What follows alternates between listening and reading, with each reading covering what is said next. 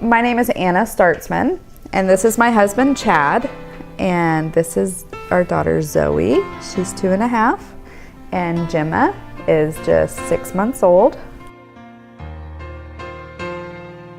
On January 10th, we got a phone call from my cousin on my mom's side. She's a home health nurse, and she said, Anna, I think I found you a baby.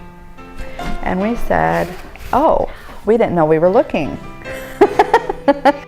That phone call came at 9:30 in the morning on a Thursday morning, and we were in Topeka at 10:30 that evening.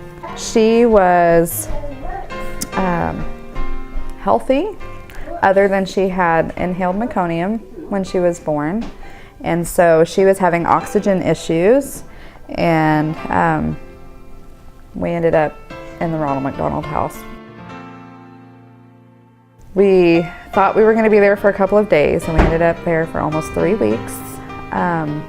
They would take her off oxygen and put her back on and for a couple of days, and then they'd take her off with hopes that we would get out in a couple of days. She had to be off of oxygen for 48 hours before we could go home, before they would release her.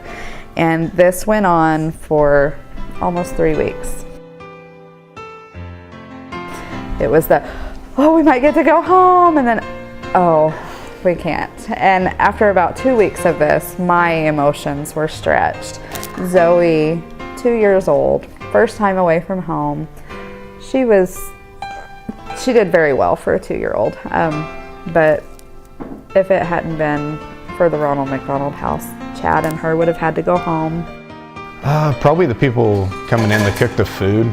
I mean, that was handy. I mean, if we didn't want to get out and get something to eat, at least there was always something in the fridge, and you could always go to your room if you needed to, or take Zoe down to the playroom, and it was just an open environment, more of a home atmosphere. I think she enjoyed having Mindy and the girls around more than anything, just to help out with her and have somebody to play with, because Daddy gets boring after all day, so. But we found plenty to do in town there too, and they had a pass for the exploration place, so we went there and checked out the little zoo, and it was fun. Without the Ronald McDonald House, it would have been much more stressful. I wouldn't have gotten to see my daughter for almost 3 weeks, and I was able to go back and forth for every one of her feedings and diaper changes. My favorite memory of the Ronald McDonald House, we had been there for, it was probably close to 2 weeks by this time. And the day that we got the call about Gemma, I had taken a hamburger out of the freezer to thaw to make meatballs, my grandmother's recipe.